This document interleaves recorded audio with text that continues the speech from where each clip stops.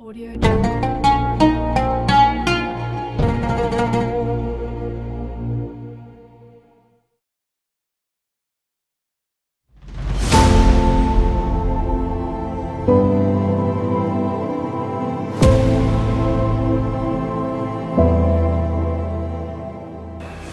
Assalamualaikum warahmatullahi wabarakatuh. Waalaikumsalam warahmatullahi wabarakatuh. Selamat datang di program Alpa TV spesial Ramadan BTS Bincang Tamu Sultan.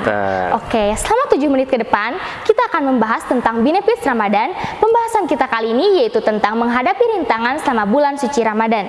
Tamu kita hari ini seorang HRD dan Kepala Program Bagian Industri di SM Kampus Al-Farhan, yaitu Bapak Asep Samsul Hidayat, dan yang di depan kita ini hasil produk dari Bagian Industri SM Kampus Al-Farhan.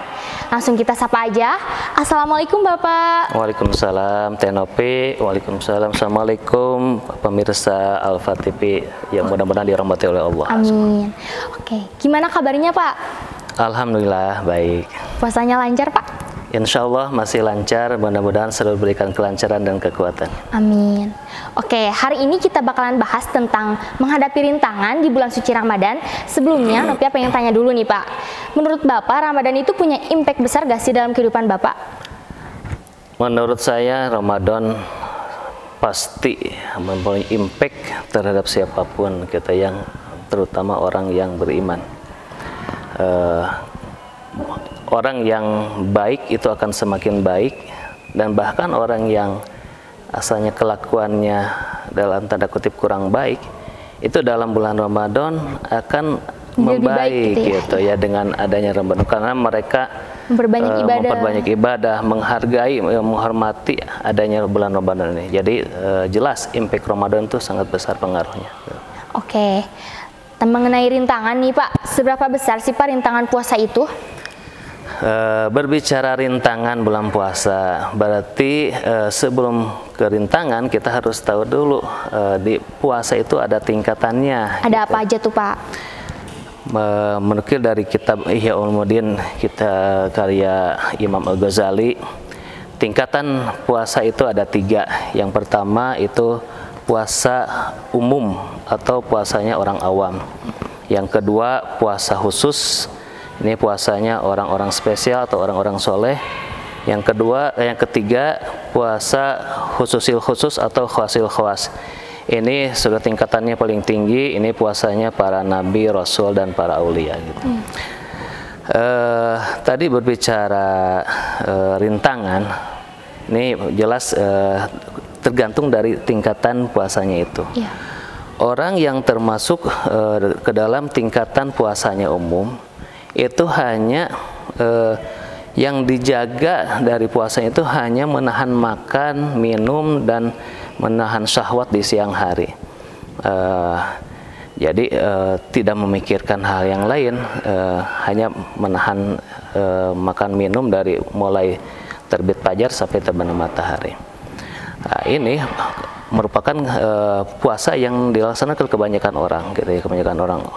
Dan puasa ini dalam hadis Nabi dinyatakan kam min shaimin falaisa lahu min siyamihi illa ju' wal athas. Betapa banyak orang yang berpuasa namun tidak memperoleh apa yang jadi pahala puasanya kecuali lapar dan dahaga.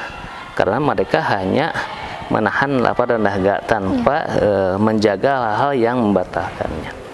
Jadi di sini rintangannya cukup itu. Jadi untuk menjaga rintangan supaya lebih kuat untuk di umum, mungkin kita makan sahur yang cukup, gitu ya, minum yang cukup, supaya kita kuat menahan makan dan minum. Mungkin itu untuk yang umum. Naik lagi tingkatannya ke puasa khusus. Nah, ini tidak hanya cukup menjaga dari lapar dan haus saja, tapi yang harus dijaga di sini adalah hal-hal yang akan bisa menghapus dari pahala puasanya itu sendiri. Dalam hadis dinyatakan itu ada 5 perkara yang akan menghapus atau merusak pahala puasa itu. Yang pertama adalah berbohong atau berdusta. Yang kedua menggunjing atau gibah. Yang ketiga mengadu domba. Yang keempat itu sumpah palsu, dan yang kelima melihat dengan syahwat gitu ya. Berbohong ini perbuatan dosa atau kesalahan yang hampir orang itu merasa biasa karena dengan terbiasanya melakukan bohong ya.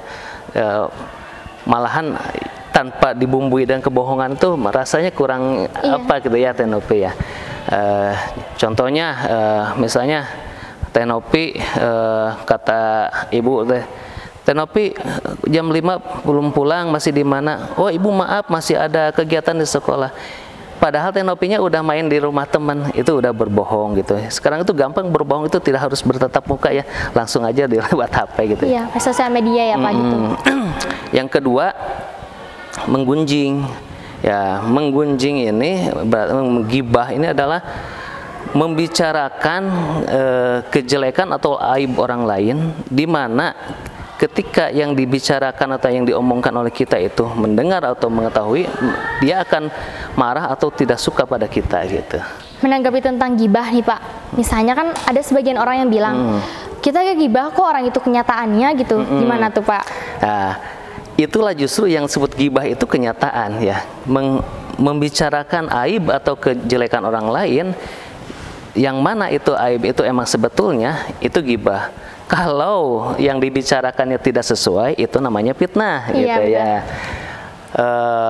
Dalam keterangan hadis itu, orang yang menggibah itu seperti memakai bangkai saudaranya sendiri.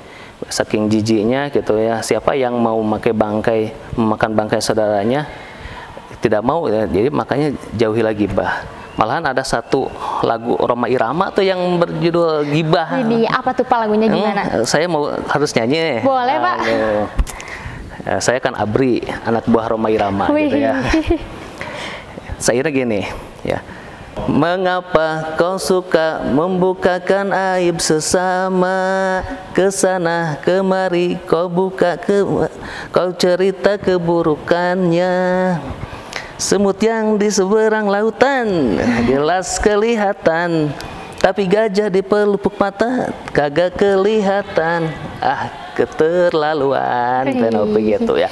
Jadi gibah tuh buang-buang waktu ya Pak? Buang-buang waktu, dan istilah nama kita jangan sibuk membicarakan kelemahan orang lain, kita dulu introspeksi gitu ya. Jangan melihat orang lain keburukan padahal kita juga belum tentu gitu. Oke. Ya, terus itu baru 2 ya. Iya, oke. Tahan dulu nih Pak, sebelumnya selanjutnya kita akan membahas tentang hikmahnya. Jadi buat teman-teman cek video selanjutnya ya.